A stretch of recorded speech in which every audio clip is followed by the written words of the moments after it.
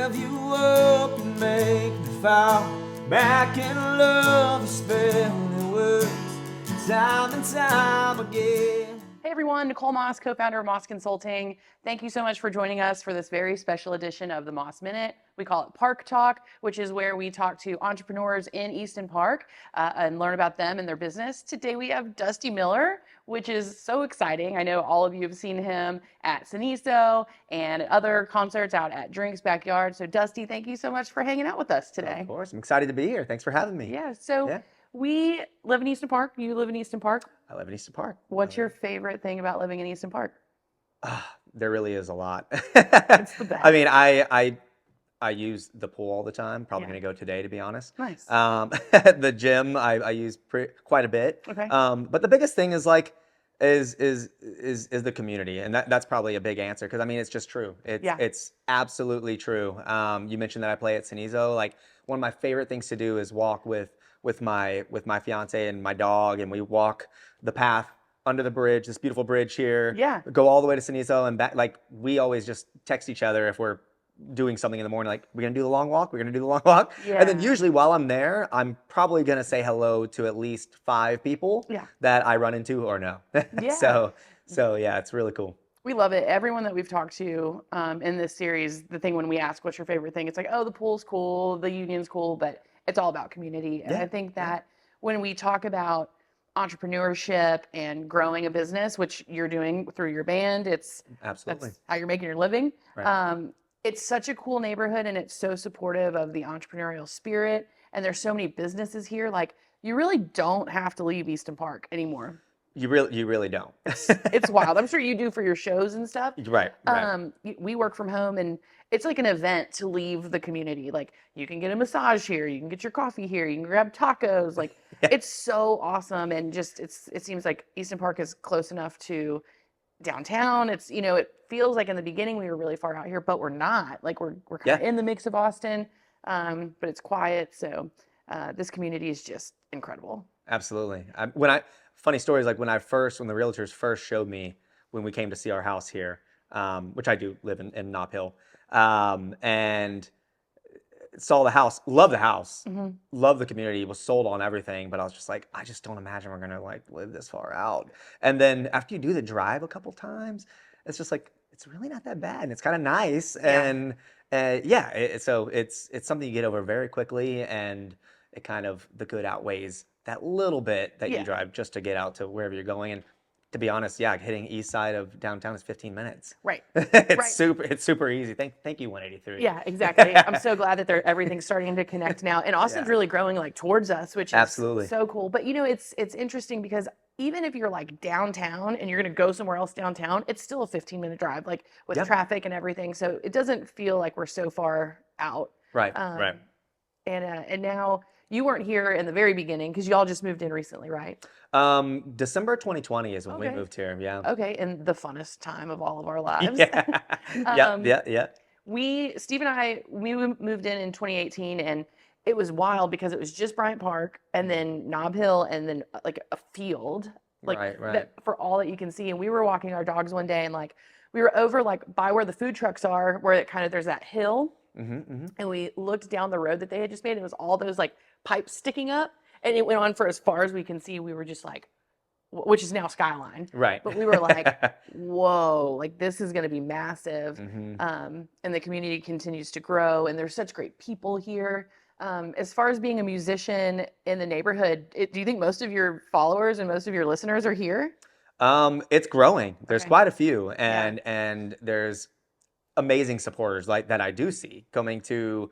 We've played shows at Bangers and just different venues. It doesn't even have to be down south. That are coming out to show support, and then some people that I run into, whether it be the gym or I also frequent F45 that's close by as well, and see people that are so many people that live in Easton Park go to the South Park Meadows F45. So they're just like, hey, saw you at Cenizo, blah, blah, blah. So there are listeners, and it's growing, and people are doing amazing things like this in the community, just to help musicians like myself and other small businesses alike. So it's really cool. There's a level of accountability and care, I think, when you're working with the people in your community and in your neighborhood, that just it feels really good. It's very supportive. Our company, we do human resources. We're outsourced, and we have a couple of clients that live in the neighborhood, and it's so fun to like go into their office and be like, "Oh, hey, like saw you at the school event last week, or saw you at Cenizo." It's just really, really cool. Word, the Word Company, which is an audio video company, they did the sound for the Skyline Park opening. Oh, very cool. And so we work with them, and it's just so cool to like, we got to go, and the one thing we wanted to do was go see like the people who's working the sound at Word, and up at the pavilion, and it was just really cool, and it's like such a deep connection. And they did a great job. Yeah. It was an excellent show. I popped in for a little bit. Yeah. When I had time to go through, and it was amazing. Yeah. That park is It's massive. Awesome. Yeah. The 3-story slide, just I don't know why it like baffles me so much, but I'm just like, that's a really tall slide. Those little kids are like, yeah. It's awesome. The little kid that I used to be is just like, I want to do that. Well, that's my worry, is that an adult male very likely will have Probably Dusty Miller. Okay, maybe. You're gonna see me. And I just feel like the curve on it, that an adult's gonna go down it and just like blow out the side of it. Yeah, and, right. we're gonna have like a situation. Yeah. So it'd be a great story, but don't do it. I won't do it. I won't do it. I mean, we'll see what happens after dark, but no, I love that park, and it's really fun. We don't have kids, but a lot of our friends do, and so I'll meet some of the moms up at the park, and just watching the kids go down the zip line and like the spot. It's just super, super cool. Yeah. So we have all of these amenities. Like, what do you think we could add to Easton Park? Ooh. Well, I mean, as we grow, like you mentioned, I mean, it's just going. I mean, even 183 heading towards Lockhart, right? Yeah. You just see these coming soon. Easton Park. I think it's a pretty popular answer that I have for you, but another pool union type thing, right? So like maybe a bigger gym or an additional, just to kind of spread it out. It can get pretty busy at times, the pool especially. So I think that would be great. What we have right now is fantastic, but as we grow, obviously the community's going to grow. It's just going to continuously get completely packed, and it's spread it out a little bit would be cool. I think that we could make like a video petition for the HOA with this, because everyone, when we're like, what would you add to Easton Park? They're like, another pool. And I think the splash pad was like a really good half step, or maybe quarter step, but it's still like, it's so hot that you need like another pool. And in the summer, when you're like, you go to the pool and there's like everybody's in it, the water's not cold anymore, and it's kind of like, oh, we need another one of these. Yes, absolutely. So you own a business, which is your band. Right. Very exciting. Right. And that's your full focus right now, isn't it? It is. 3:45, barely alive. Make my drive to earn my own. All these hours, so far away from home. I was unfortunately laid off in January of this year, but taking a very beautiful break, and getting to focus fully on the band and as you mentioned, building this business. I mean, because that's exactly what it is. I've been taking it full on, and waking up, answering emails. Sometimes these are time-sensitive emails. When it comes to booking, there's a lot of bands in Austin, and I've come to find that we're not the only band in Austin, believe it or not. And it takes a lot. It's business development, it's sales, it's marketing, it's social media management, it's graphic design. I'm making all these flyers. I'm not only doing that, but I'm coordinating my, oh God, this sounds terrible, my employees.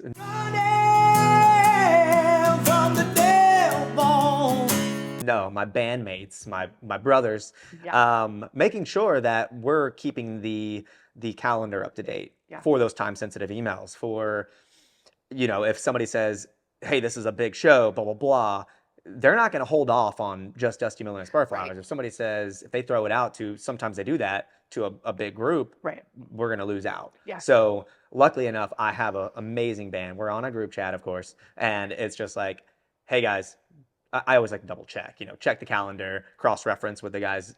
Everything look good? Usually I just get a bunch of thumbs up. Cool. Ready to go. That's yes, awesome. It is. I love that we're discussing this as a business, because it is absolutely that. And it's making sure that we're absolutely, which we are professional. I've heard from multiple venues already that they love working with us. We show up an hour early, no matter what. Yeah. We are always ready for sound check. We're very professional. I always send my follow-up emails after we perform with a gig. Awesome. I send a thank you. Everything was great. What I liked about our experience, Yeah. and just opening the door to other opportunities. If we really enjoy playing, we would love to book again. So That's awesome. So just doing the full circle, and just trying to stay as busy as possible, Yeah. while also we're forgetting the business side of things versus I also play for 3 hours and I also write the music. Right. So Right. so there's also that part, the artist piece of it as well. Yeah, I think with any business, there's the thing that you do, right, which is like the music. For us, it's like HR and supporting employees and small businesses all over the United States. But then there's like all the hours after that where you actually have to like do the work, right? Yeah, Like you have to like write the songs or do all the boring HR stuff that we do, but like it has to happen. And then you have to also work on like your business. Like you have to pay people that work for you. And Right. you have to set like a policy for like, we finish a show, we send a thank you note, follow up with them. That stuff just takes a lot of time and it doesn't make you any money, but it still has to get done as you like build your business. And it's really not a simple thing to do. Yeah. And I would imagine for musicians, the songwriting piece of that it can't be easy all the time. No, definitely not. Sometimes I have an idea and it just I write a song in an hour. Our set is pretty diverse because the way I look at it is like this, is like, I know what I like to hear, and as you can tell from our conversation, it's all over the board. So I always will have a soft spot for 90s music. I grew up in it. I grew up through the whole thing of 90s, right? Not everybody got to experience that. The younger crowd, of course. But yeah, so I like to throw in, like, we play a little bit of Incubus. We play a little bit of oh gosh, what else I'm trying to think of our whole set list. I mean, we play for 3 hours, so we play a lot of originals, but we do trickle it in and play some Garth Brooks, play a little bit of Alan Jackson. I mean, some ideas I sit on for a very long time. Yeah. I'm sure that every musician out there can relate to this, but you probably have voice memos that are beyond 300, 400 voice memos in your phone that are just pieces of ideas. But I do go through those, and then sometimes I'm like, oh, I forgot about that one, and then I finish the tune. That's awesome. Yeah. That's really cool. And do any of your bandmates write with you? Yes. So we all pretty much write together, but when it comes to the concept of the tune, mostly I work closely with my bass player. I grew up with him. Oh, cool. We've known each other since middle school. But he also writes his own tunes as well. Okay. So at first it was just all of my music, everything that I would bring to the table. But then, it's not like a weird thing like collaborating or anything, but it's just like, hey, is it okay if I like? And I'm like, of course, by all means, I would love that. Yeah. Co-writing, that's what we call it, right? And so yeah, he started sending me an idea, doing this, doing that, and and I was like, well, yeah, what about this? And so I'm writing a chorus, he's sending me a chord progression, I'm doing that. So it's very collaborative. And then why I mentioned the full band is because even if we collaborate on a tune, we don't yet have the lead guitar and the drums, of course. So we bring that to practice. Hey, check it out. Looking back at me. Looking back at me.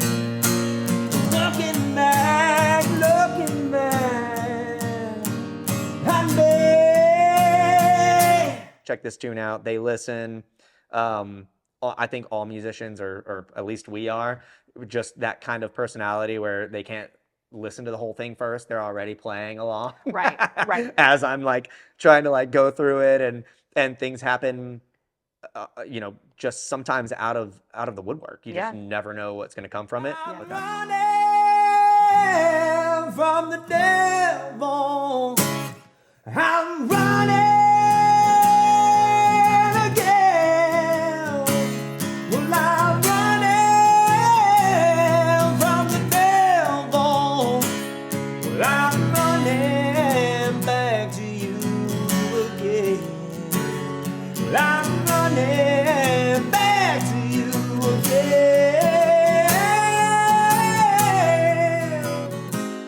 why it's so important to record those moments. Right.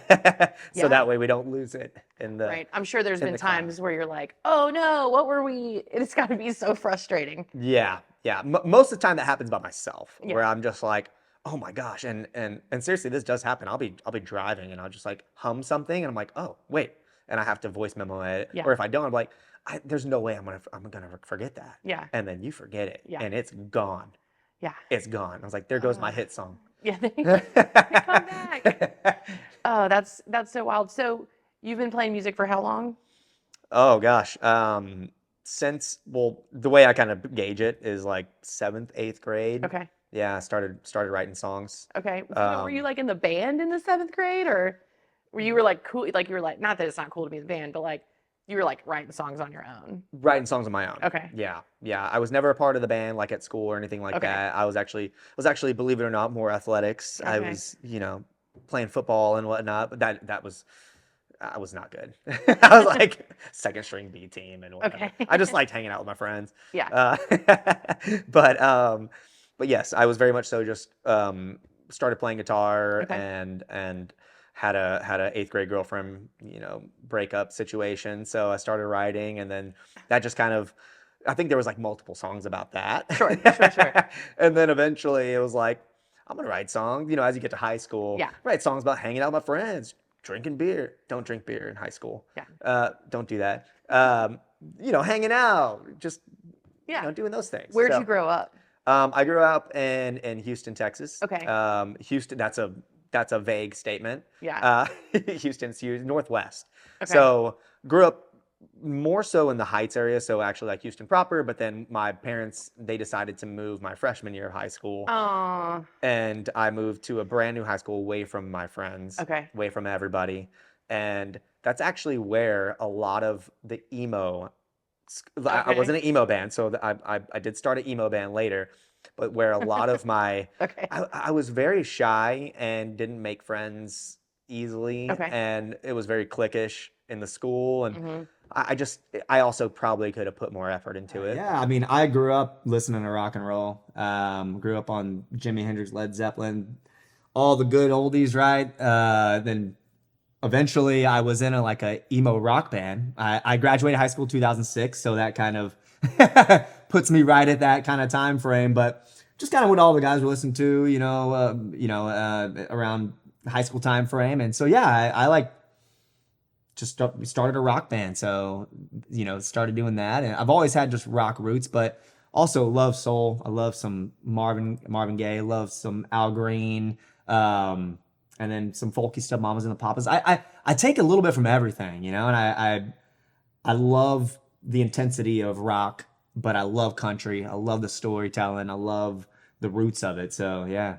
My second half of junior year, I moved back to the school I was supposed to go to. Oh, cool. I transferred. Okay. Because at that time, my band was going strong. Like we were playing all the time. We were Okay. getting some bigger gigs, and While you were in high school? while I was in high school. Oh, that's awesome. Yeah. So my parents were like, okay, you can drive now. I drove a 1988 Chevy van. So it was this big old van. It was our band van. Had blue shag carpet and everything. Awesome. And yeah, so it was real cool. And like finally got to start driving to school.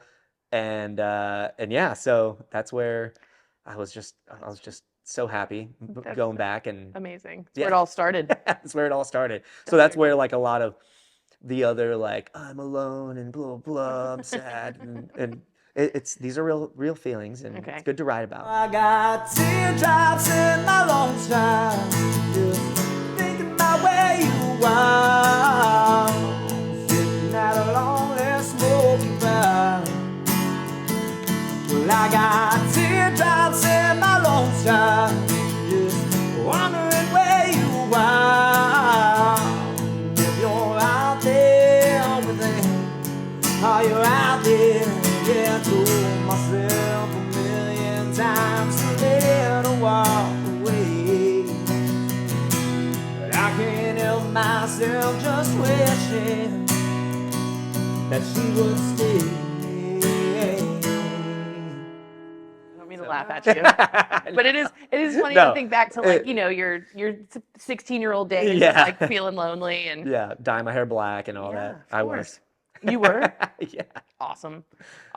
Yeah. I would imagine we're close to the same age, and that was a very significant emo time with like the bangs and Yeah. I love The Cure, but a little bit more early to mid 2000s, like back in like this is like Taking Back Sunday, The Used. I mean, it goes on and on and on. Bit hot, kind of metal rock. Screamo is what they called it back then. But yes, love the Cure. Listen to a lot of Metallica growing up too. But it really was just all over the place. Yeah. From a country standpoint, what kind of influences do you have there? I know it's funny, right? I haven't even mentioned country. I was going to hit on a couple different genres, but you just did. Yeah. I'm curious country-wise. Who do you look to there? Grew up to some classic country. My dad used to just throw on those, like, there was a radio station, Country Classics, he always listened to. So, I mean, Conway Twitty, Hank Williams. I mean, it just goes on and on. David Allan Coe, of course, he loved David Allan Coe. And then of course we get into, we're talking 90s, right? Growing up in the 90s, it's the best country. That's my absolute favorite. You can put on 90s country, I can listen to that all day. I'm talking about George Strait. I'm talking about Travis Tritt, Alan Jackson, Clint Black. I mean, I can just keep going on and on. Like Brooks and Dunn. It goes forever. And yeah, those beautiful ladies too. I'm talking about like Shania Twain and all of them, and they released some great music back then too. So it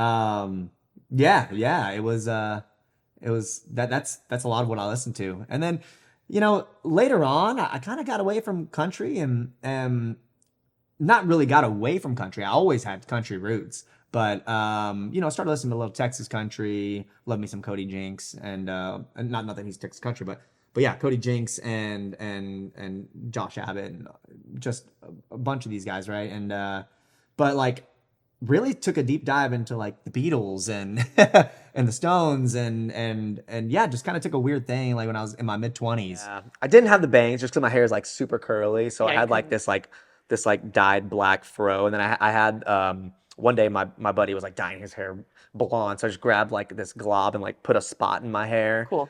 Yeah, my dad loved that. It's just Very like, creative. Where are you going with that, son? Wherever it grows. Like, I'm an artist, Dad. All right. I mentioned Incubus. We play a cover of Drive, and I mean, Peter adds a little bit of tremolo to it. We keep it very like a good vibe, has a country twang to it. I mean, people just whip out their phones, and even a sound guy once was just like, I've never heard anybody play this song like that. Like that was incredible. So I like doing things that are unexpected. You can play a tune exactly like the song, and it's great.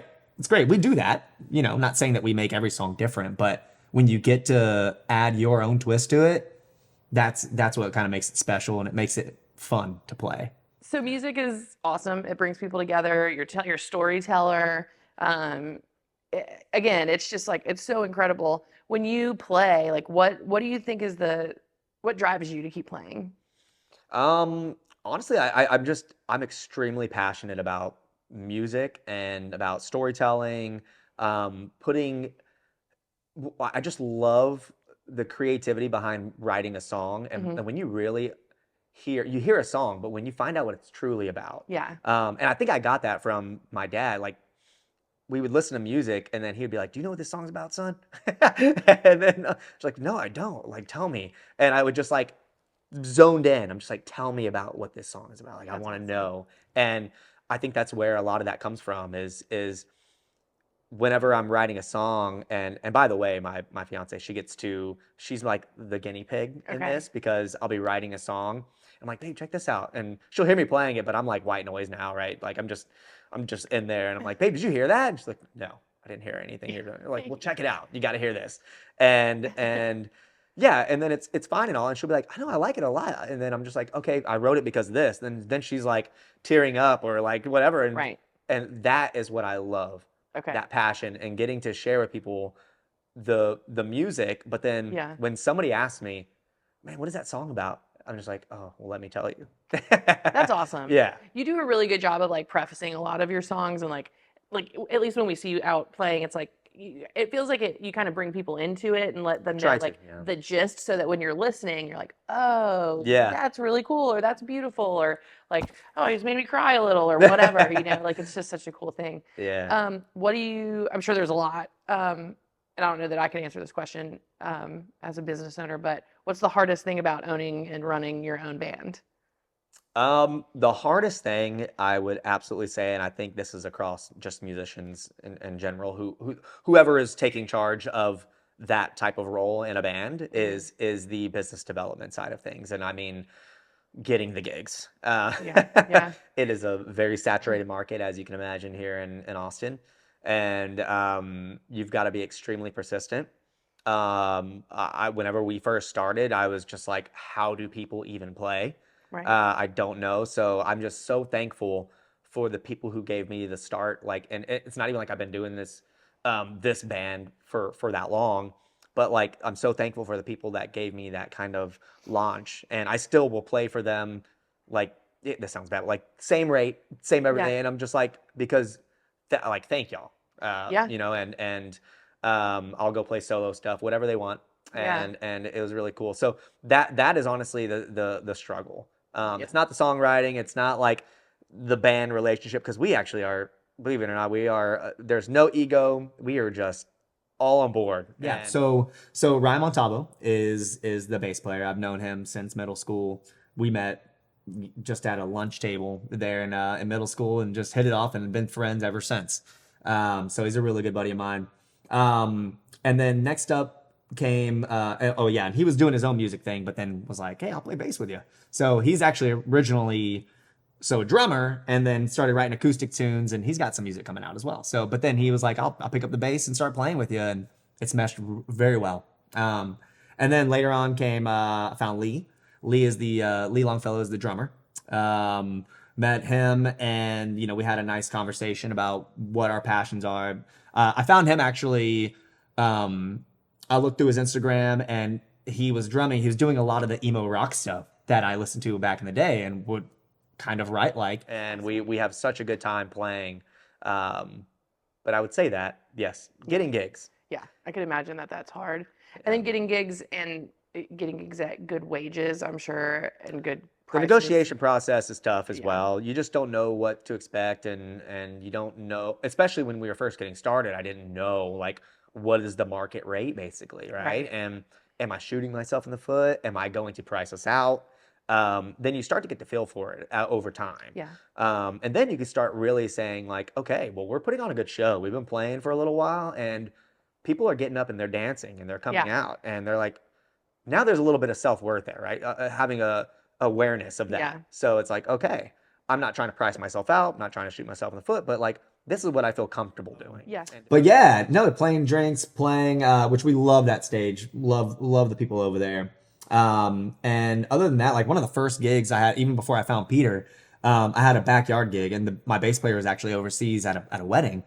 And so grabbed a fiddle player, had Lee on drums, and we played a backyard gig. And it was during, I believe, like right after I found Lee, I was like, hey man, are you cool with jumping in on a gig immediately? So it must have been around July, August timeframe. And we played this backyard gig, and it was just crazy hot.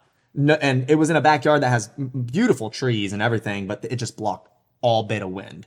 So kudos to not only us for playing, right, but also the audience members, because it was actually pretty dang packed for sitting around sweating and sticking it out with us. So yeah, and kudos to everybody who comes to shows that are outside in the summer heat, because we need y'all there, and you're a trooper just like us getting out there to do it. So yeah. Awesome. What else would you like to play? Yeah, let's play. I actually just released this song not long ago, a video, a company called Austin Artist Spotlight. They also do some video production. They got a nice video for us. It's out on YouTube. It's been out for a couple months now. We will be releasing this song soon. We're actually mastering those tunes now. And we have a EP release party that will be held at the White Horse downtown. That'll be August 30th. And we're very excited about it. This is the first bit of music. It's a live session at a beautiful studio called Cedar Creek Studios.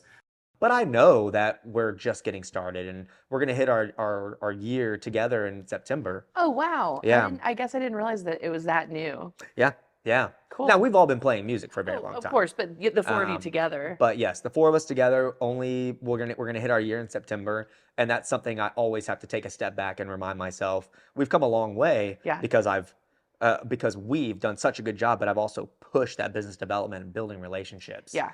Trying my best. Yeah. And it's proven well. There's still a few on my checklist that I'm trying to get in with, Okay. but I'm gonna get y'all soon. Yeah. We'll be playing.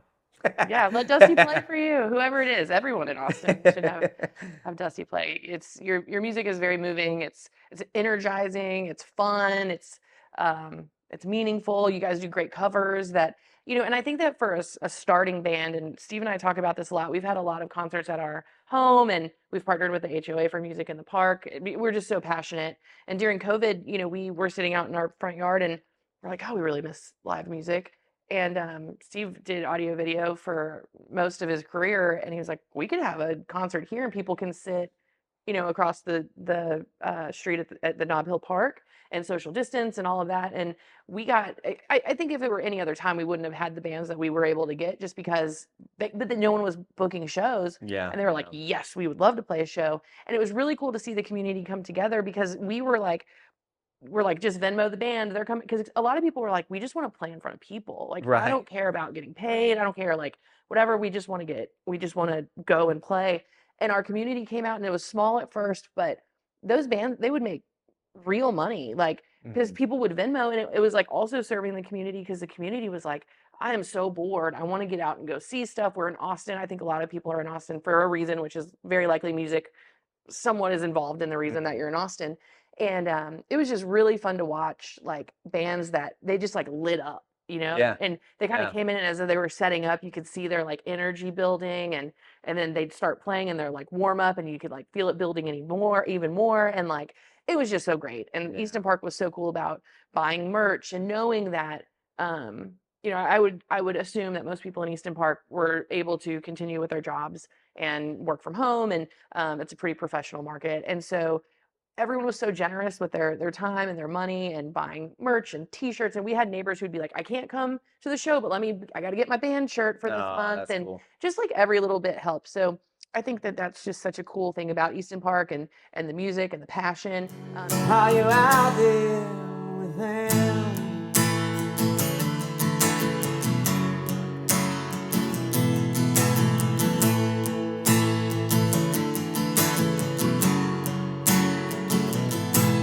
Well, I heard about the word in town. Now you've gone, you got around. I got you making those easy eyes again.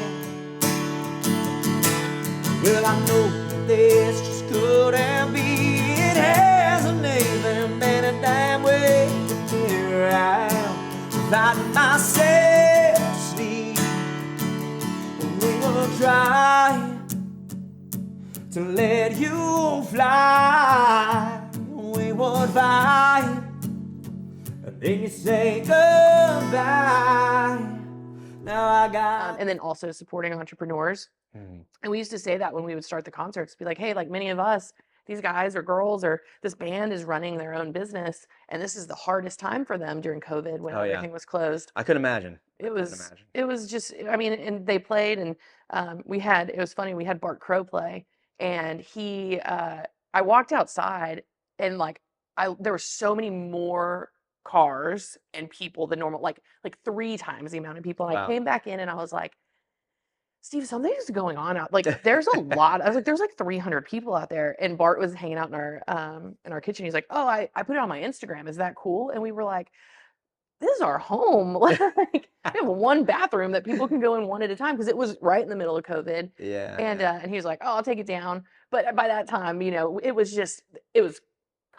remember, it was just so crazy. Yeah. And that was really cool too, to just have, it felt really, very community driven. If like a plane flew over, though, it would probably be one of those, like, remember when they would be like, oh, it's COVID house, or having a COVID party. We were very careful on our property. We were like, okay, gotta wear a mask if you're on the property. Gotta social distance, just out of like, right. you gotta do it. Yeah. But it was just really fun to watch bands like liven up again and go through all of that. We had a ton, and then we partnered with the HOA. And Dusty, what is the best advice that anyone's ever given you? Oh my goodness. I don't know that it's appropriate. No, I'm just kidding. You know, I think it's really maybe like coming from my dad actually. Like he just, and I don't even know that it's a proper like phrase or saying or anything like that. Yeah. It was just like no matter what, like it's gonna get done. And he was very hands-on. He owned his own business, air conditioning and appliance and stuff like that. So he started his own business, entrepreneur, and no matter what, if he was stuck on something, he was just like, no matter what, we're gonna get this done. I'm running from the devil. I'm running again. Well, I'm running from the devil. Well, I'm running back to you again. Well, I'm running back to you again.